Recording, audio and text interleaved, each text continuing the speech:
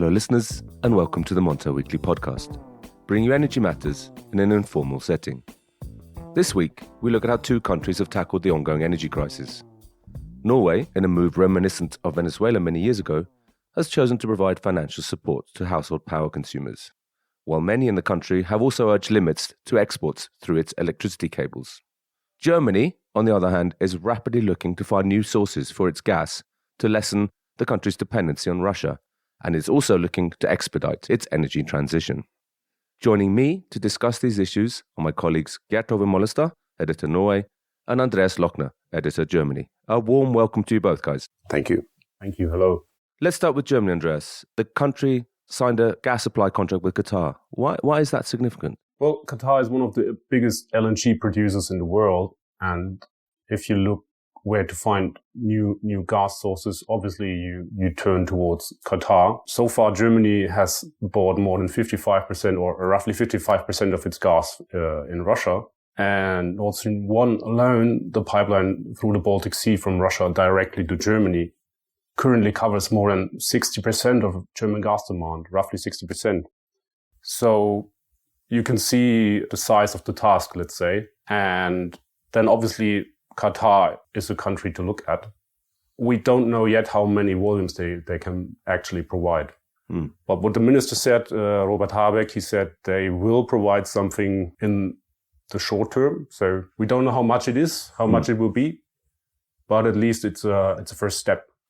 Absolutely. But the country has no LNG terminals as such, does it? I mean, so where's this gas going to come into the country? Well, if you look at the neighboring countries, especially the Netherlands with the Gate terminal and Belgium with the Zeebrugge terminal, last year they haven't been fully used over the summer. And if that changes this year, there are potential capacities there to import gas to Germany via LNG deliveries. And obviously Germany doesn't have its own terminal yet, but they're working on it. There are two projects in the pipeline that are really being pushed by the government now, the Wilhelmshaven terminal and the Brunsbüttel terminal, where the state has even sort of took over 50% of the shares via the KfW bank. So, but how quickly, Andreas, can the government build these? I mean, it's not going to be, they're not going to be in place by the end of this year when like the EC wants to reduce its dependence massively on Russian gas. Yeah, I think this year, as I said, Belgium and the Netherlands might need to help us. I don't expect them to go online this year, obviously. They're really pushing for it, but I can't imagine them to be online this year. I mean, maybe by the following winter. Let's hope for that, but it won't help next winter. No, absolutely. And you mentioned the two sites. There's one Brunsbüttel, which is on the Elbe River near Hamburg, isn't it? Yeah. And the other is Wilhelmshaven, also in northern Germany. Lower Saxony, yeah. Yeah, Lower Saxony. So over to Norway, Gert. There's talk of Norway boosting its gas exports by up to 20%. Is that possible? Feasibly? Well, I don't know, but it's been, they have, the exports from Norway has been on a steady level. Just above 10 billion cubic meters a month for 4 months in a row, but it fell just above 10 billion cubic meters in February. And also the Equinor and also the state, they announced that they will postpone maintenance during summer to keep exports high now in the coming months. So Norway is pushing to deliver as much gas as possible. But they are more or less at max capacity. So there's not that much more to get, but Norway will at least stay on a high level. And then there's also talk of the Melkøya LNG terminal in the north of the country. That's been offline for 2 years almost. What a disaster that was, with the fire in the facility. But they are bringing that online in the middle of May, 17th of May, if I'm not mistaken. On the national day. And a day of celebration for many there, Gert. Yeah, so that will also help, of course. But besides that, that's not much more to get from Norway compared to what you have today. I'd like to just talk about the sort of the energy crisis generally, which obviously triggered by drop-off in gas coming to Europe from sort of the end of last summer, and obviously have been exacerbated by Russia's invasion into Ukraine and the massive increase in gas prices we saw. Has there been political consensus in Norway in how to deal with the crisis? I would say before the war, there was a lot more opposition, and people were talking about curtailing exports also of power, because you have seen, well, prices in Norway are high, but they're much higher on the continent. But compared to now, we are talking about 200 euros a megawatt hour. A normal price in Norway is like 30 or 40. So it's the level is just unprecedented. So there has been quite a lot of politicians calling for a curb in the power exports to keep prices lower. But after the war, you haven't heard that much of it. And it's much more, I think it's much tougher now to be kind of in that nationalistic approach. You have to, I think, it's much more difficult to say that we won't export to Europe now. So, exactly, because now the feeling of solidarity is coming in, isn't it? With precisely, And I think also that people they value more the system we have now because they see it works, and we still have power also in Norway, and the reservoirs are not empty. So and we will get to spring, and then the snow will melt, and the situation will stabilize. So, but it's been quite tough for the energy minister in her role. She left her position recently, but she really had a hard time. But now there's not that much pressure on the oil and energy minister to curtail exports. In a way, the war has kind of eased the position of the energy minister because there's much more consensus about how to deal with it. Yeah, before it was kind of a lot of opposition. Yeah, I would say that. Yeah, absolutely. So it was a real baptism of fire, but things have calmed down in a sense. Yeah, haven't they? It has. Absolutely. And how about Germany, Andreas? How is there political consensus? I mean, there's a lot of talk of a Zeitwende, the complete change of policy given the Ukraine crisis. But what does it mean for energy in the country? I'd say for energy, as far as we can see, it's not really a big change in the direction of the policies, because we have had the new government coming into power in December, and they already had a coalition agreement saying, look, we want to reach 80% renewable share in the power mix by 2030. And now they're saying, look, we have to do everything to reach that and do it even quicker and get rid of fossil fuels, because, as I said before, they mainly come from Russia and Germany so far. So they're doing everything to speed that up. So it's not a policy change, but it's definitely also an enormous stress test for the system. When we talk about the coal exit, for example, we have plans to exit coal-fired power generation by 2030. But there are also units going offline this year already. And what to do with them? Should we keep them online? Should we put them in a reserve? Or the usual plan would be to just switch them off, but that's for the moment off the table. Also, I've heard some talk of environmentalists arguing it's better to burn coal than to burn Russian gas. I mean, is that also the feeling in Germany? Haven't heard much about that. I mean, at the moment, the geopolitical arguments are much stronger. Obviously, you can more easily source coal from elsewhere, from South Africa, Colombia, the US maybe. So you can easier replace coal than gas in Germany because we have that strong pipeline system. I mentioned Nord Stream 1 earlier. So obviously coal will play a bigger role next winter, but we mustn't forget that also this winter, coal-fired units are running at full capacity because coal is cheaper than gas already. Exactly. So that's like what Gert was saying about, Norway's exporting at maximum capacity. Germany is also firing these power stations. They're all at max capacity. I've heard also talk about, extending the lifetimes of nuclear power plants or even restarting some of the ones that have been decommissioned. How feasible is this? I mean, that seems to me quite a tricky thing to do. It is, apparently. That's where we see the biggest split, I think, between the opposition parties and the government, because the government, the environmental minister and the economy minister, they're both from the Greens, so they have their sort of long-term opposition against nuclear in their minds. But they examined the problem, and it wouldn't help that much to keep the units online. That's what they said, at least. We have 3 units online still, around 4 gigawatts of capacity. But Germany mostly burns its gas for household heating and industrial use. So it wouldn't reduce the gas demand that much if like we replaced or we kept the units online for another few years and burned less gas and power generation. So that's one reason why they sort of proposal seems to be off the table. The other reason is that it would take the operators around 1.5 years. That's what they said to source the fuel. So the fuel rods. Mm-hmm. And obviously then it's too late for next winter. And next winter is probably the most, crucial thing to have something online. Absolutely. The country has also looked to increase its gas storage. I know there's plans, the EY plans, but Germany has quite ambitious plans itself to have 90% of the gas storage filled by the 1st of December. Is that correct? Yeah. And do you think that's feasible? I mean, in normal years, we've always reached that. The only reason, or the major reason, let's say, why we haven't reached that last year were like storages under Russian control, like from Gazprom, were not being filled up that much. Otherwise, I don't see why we wouldn't have reached that.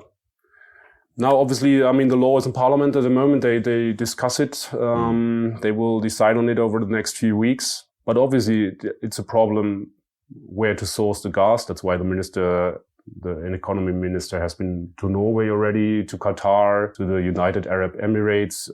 So he's basically trying to get gas everywhere in the world. It's a desperate search to get to the gas. And the problem is one thing is getting the gas. The other thing is obviously the price, and the market prices currently don't show any incentive to store gas over the summer, because the winter prices are the price for next winter are lower than the summer prices. So in the end, obviously the state will have to pay for that if they really want to reach those levels. There are like instruments in that draft law, so-called options, that will, where the hub operator will probably pay for that, and then the state will give the money in the end, or the consumers like me. Absolutely, yeah. We'll have to pay. Gert, I know gas is not your specialist subject, but there has been some talk of opening up new fields or fields that were cancelled. I know maybe there's some potential gas fields in the North Sea in Denmark. I mean, what's the thinking here? Well, we hear from Denmark there's a large field there, but it's very deep, and so it's very hot, and the pressure is very high. So it's very very expensive and very difficult to exploit it. So it was kind of called off again. It was brought up as a possibility, but then it's a bit too difficult actually. So they're having one field coming online next year, I believe, the Tyrafelt, which is being kind of refurbished, and they're building a new platform there. And this is in Denmark, right? Yes, in Denmark, and also the Baltic pipe connecting the Norwegian gas grid with Denmark and Poland. That will be online at the end of this year. It has been delayed from environmental reasons, but now they just got the green light to start building again in the conflicting areas. So that will help the situation eventually. But the volumes from Norway still, they won't be larger. They will flow to Poland, yes, but there's not much more. So there'll be less maybe flowing to Germany and more to Poland directly from Norwegian gas. Yes. That is. There's no talk of reopening older fields in Norway or no, but they just had a new round, licensing round from the Norwegian government. So they are exploring new fields, but that is obviously a years ahead before that will. Exactly, it's not going to alleviate the situation in the coming winter, as Andreas has mentioned there. No. How about the activities of Russian energy firms in Germany, Andreas? What's the status here? Have they been sanctioned? Are they lowering? I mean, there's some involvement in the German energy markets. Some of these firms, are they being fully sanctioned or? I haven't seen much here so far. I mean, as I mentioned before, a large chunk of the German gas storage is owned by Russian Gazprom subsidiaries, and also, I mean, for Germany. The minister has said this many times already. For him, it's crucial for now to keep the flows ongoing because the dependency is so high that they can't get rid of it within a few weeks. And it would be extremely expensive and also hit the economy quite a lot. So there would be long-term consequences if we were to cut the flows immediately or over the next weeks or month. So there hasn't been much talk about that, but we don't know how long this war will be ongoing. We have 1 month of war already, and obviously at some point there could be energy sanctions on the table, much stronger than now. Hard to see. But has that approach been criticized within Germany, or is there also a general agreement that that's the most sensible approach to have?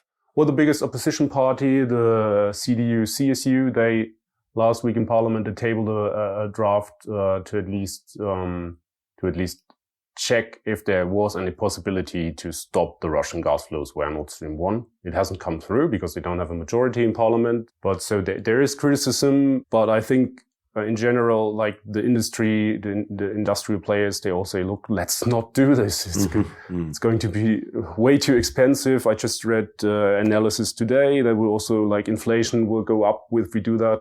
So, and you don't like inflation in Germany, do you? Not since 1923. No, exactly. Yeah, no.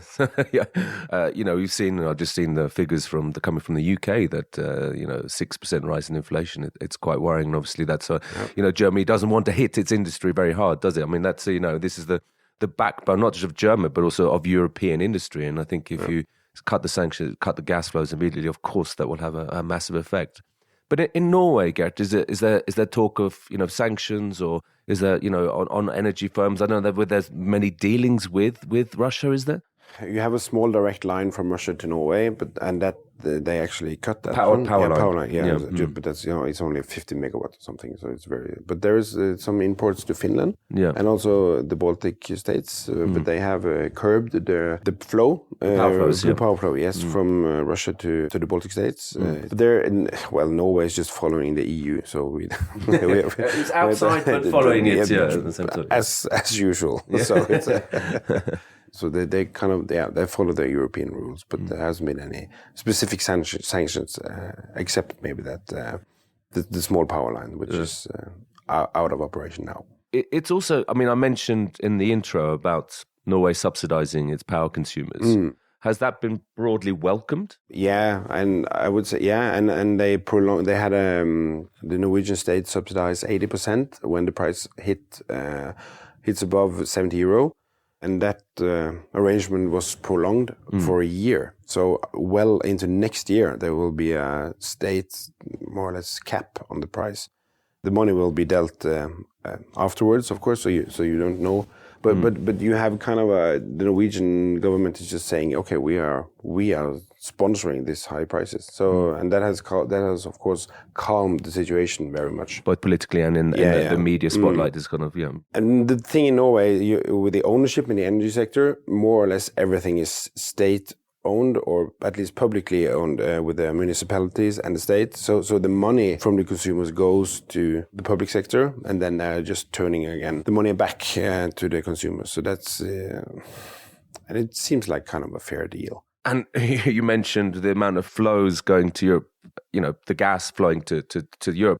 And that's obviously quite a big earner at the moment for Norway. Yeah, it's almost embarrassing because Norway is we are earning so much money on this.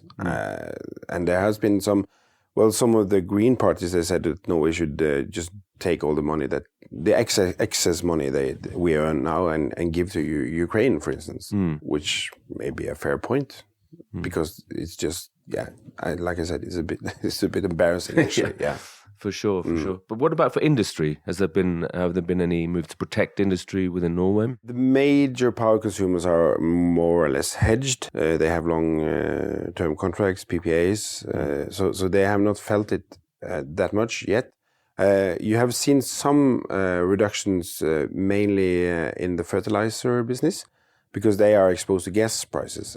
So the power prices are not hitting that hard yet. Give it a few years. If the level remains, that will be very challenging, of course, when you have the aluminium power plants consuming 2 or 3 terawatt hours a year. But so far they're quite good. But you have seen Yara, for instance, cutting down production when the gas prices really spiked. And that big fertilizer producer. Yeah, they are. So, and that has serious consequences long-term for the food production in the world. And that is really serious. So you might actually see declining food production This is what. So this is really heavy stuff. It's a massive problem, isn't it? A massive issue potentially. But how about in Germany, Andreas? Is there the talk of subsidising householders or industry to any extent at all? First of all, the situation, obviously, like with the industry, it's similar to Norway because we have European prices. But I mean, the first step was to end the renewables levy by the 1st of July.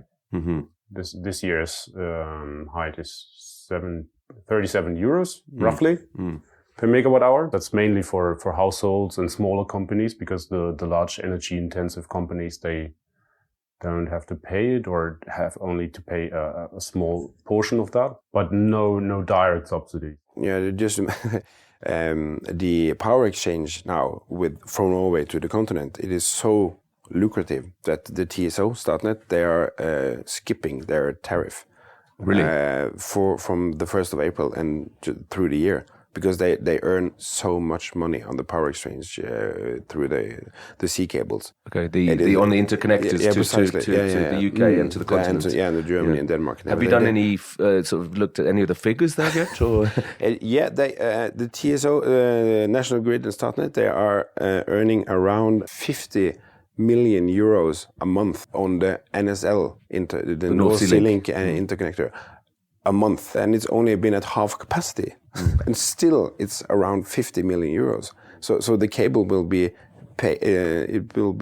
They already paid, like they earned 20% of the cost already. It's in a half a year, and it started in October. You can't believe the figures. Absolutely. But is there any talk of new cables then yet? Well, there is one project, the North Connect project, but that's on ice in the Oil and Energy Ministry. And given the situation with the extremely high prices in southern Norway, it's very unlikely to see that will go now. But they should launch it now because it would have been, you would have earned it. In a year. But it's there's more talk about the hybrid cables connecting offshore wind power. What's a hybrid cable, just for those listeners who are familiar with the term? That's you build the offshore wind farm, and then you have connections both to Norway and some other or whatever country. But it's a wind farm with several connections to different countries. And the first offshore project in Norway will only be connected to Norway. But everybody thinks, it would be more profitable to build a hybrid cable, but due to political reasons, it will only be connected to Norway. So keep the power in Norway for Norwegian consumers. So. And they're planning this. It will be 10 years ahead in the future, and they're looking at the project now with today's goggles. Yeah. But they should maybe be a bit more foreseeing, and a bit more ambitious. Absolutely.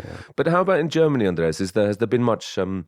There's talk of demand destruction in industry. Have you seen? Have you or the journalists in Montel journalists in Germany seen any signs that the demand has been massively reduced due to the crisis and the prices? Yeah, I mean, we're looking at that, but so far what we see, many companies complain that they will have to shut down if the situation continues. So if it continues much longer, then we'll probably see, massive reductions of industrial use. But we also mustn't forget, I mean, it doesn't really help the German industry much, but like power prices around Germany are even much higher than in Germany. We have in France, for example, since the start of the war, prices have averaged like 50 euros higher than in Germany with all the nuclear units offline. So the problem there might be even bigger, you know. Absolutely, I think that's something that we discussed in previous pods. But Gert as well, that seems to the argument as well in Norway is okay. Power prices are high here, but they're much higher amongst the neighbours. Yeah. So we are, and we have 5 price zones in Norway.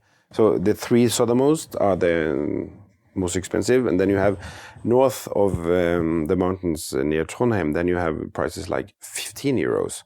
And you see like 20 kilometers south, there are like 200. So you have a huge difference in prices internally in Norway. And that is also a bit challenging for it kind of mudders the water a bit or something, but the consumers in northern Norway are really well off, and you see the same in Sweden as well, because it's due to all the wind power which is built in Sweden mainly, and it just keeps prices down. At the same time, there is no new wind power in Norway coming online the next year, because there has been so much opposition against wind power the last couple of years, so the politicians just pull the plug. Quite literally. Yes. And that, you see the consequences of that now. Has the crisis changed any kind of public opposition to wind power in Norway? Yes, there are. You see more voices now. You hear more voices now calling for wind power, and it is the cheapest form of new electricity to build in Norway. You can buy.